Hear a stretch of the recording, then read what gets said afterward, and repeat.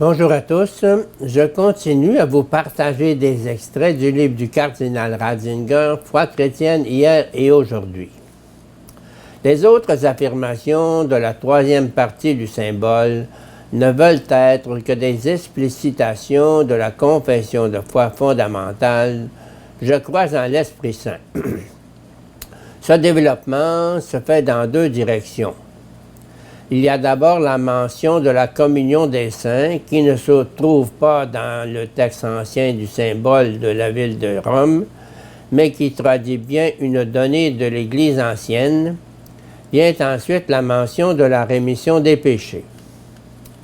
Les deux affirmations sont à comprendre comme des traductions concrètes de l'article sur le Saint-Esprit, comme des présentations de la manière dont cet esprit agit dans l'histoire. Tous deux ont aussi une signification directement sacramentelle dont nous n'avons plus guère conscience aujourd'hui. En effet, le mot de communion des saints renvoie en premier lieu à la communauté eucharistique qui unit les églises répandues à travers le monde en une seule église en vertu du corps du Seigneur.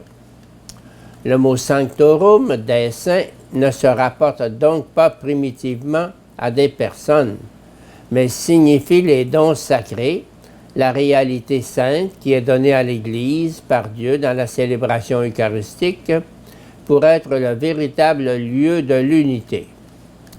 L'Église n'est donc pas définie par ses fonctions et son organisation, mais par son culte, comme communauté de table autour du ressuscité qui, en tout lieu, la rassemble et l'unit. Très vite, il est vrai, l'expression « communion des saints » vint à évoquer aussi les personnes qui, par le don un et saint de Dieu, sont elles-mêmes unies entre elles et sanctifiées. On commença à comprendre l'Église, non plus seulement comme unité autour de la table eucharistique, mais comme communauté de tous ceux qui, grâce à cette table, sont unis également entre eux. Et à partir de là, le concept d'Église prit bientôt une ampleur cosmique. La communion des saints dont il est question ici déborde les frontières de la mort. Elle relie tous ceux qui ont reçu l'unique esprit, son unique force vivifiante. Quant à la rémission des péchés, elle vise l'autre sacrement qui fonde l'Église, le baptême. Ensuite, à partir de là, le regard se porta très vite aussi sur le sacrement de pénitence. Mais d'abord, c'est le baptême qui apparaît comme le grand sacrement du pardon, comme le moment de la conversion. C'est seulement peu à peu que l'on fut amené par une douloureuse expérience à constater que le chrétien, même baptisé, avait encore besoin de pardon. Et ainsi, la rémission renouvelée du péché dans le sacrement de pénitence passa de plus en plus au premier plan, surtout après que le baptême eut été avancé au début de la vie, cessant ainsi d'être l'expression d'une conversion active. Il restait cependant toujours vrai que l'on ne peut devenir chrétien par naissance, mais uniquement par renaissance. Pour être chrétien, il faut nécessairement que l'homme retourne son existence, se détourne de l'attitude satisfaite consistant à se laisser simplement vivre et se convertisse. En ce sens, le baptême, point de départ d'une conversion de toute la vie, reste le signe fondamental de l'existence chrétienne que veut nous rappeler la mention de la rémission des péchés. Or, en nous présentant ainsi la vie chrétienne, non pas comme appartenance à un groupe formé au hasard, mais comme retournement, engagement dans l'existence humaine authentique, cet article du symbole signifie, par-delà le cercle des baptisés, que l'homme ne saurait arriver à la réalisation de lui-même s'il s'abandonne simplement à la pesanteur naturelle. Pour devenir réellement homme, il doit s'opposer à cette pesanteur, il doit se retourner. Les eaux de sa nature, elles non plus, ne coulent pas d'elles-mêmes vers en haut.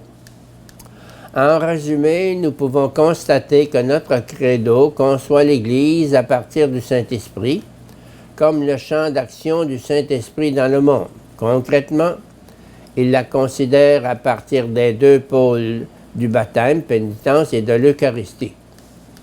Ce point de vue sacramentel entraîne une conception pleinement théocentrique de l'Église. Ce qui est au premier plan, ce n'est pas le groupement d'hommes que constitue l'Église, mais le don de Dieu qui retourne l'homme pour le faire accéder à un nouvel être qu'il ne peut se donner à lui-même, à une communauté qu'il ne peut que recevoir comme un don gratuit. Et cependant, cette image théocentrique de l'Église est pleinement humaine, pleinement réelle. Du fait qu'elle gravite autour de la conversion et du rassemblement dans la communion, et que d'après elle, ce double processus ne peut trouver son achèvement à l'intérieur du mouvement de l'histoire, elle révèle le sens humain du lien entre sacrement et Église. Le mode d'approche objectif, à partir du don de Dieu, introduit ainsi de lui-même l'élément personnel. L'être nouveau du pardon reçu conduit à la communion avec ceux qui vivent du pardon. Le pardon crée la communion, et la communion avec le Seigneur dans l'Eucharistie conduit nécessairement à la communion des convertis qui mangent l'unique et même pain pour devenir un seul corps, 1 Corinthiens 17, un seul homme nouveau, confère Éphésiens 2,15. La mort est franchie et une nouvelle situation est créée. Le biologique est placé sous la domination de l'esprit, de l'amour qui est plus fort que la mort. Dès lors, la barrière de la mort est fondamentalement brisée et un avenir définitif s'ouvre pour l'homme et le monde. Cette conviction dans laquelle se rejoignent la foi au Christ et la foi à la puissance de l'Esprit est appliquée explicitement dans les derniers articles du symbole à notre avenir à nous tous. Le regard vers l'oméga de l'histoire du monde dans lequel tout sera accompli découle nécessairement de la foi au Dieu qui voulut devenir lui-même sur la croix l'oméga du monde, sa dernière lettre.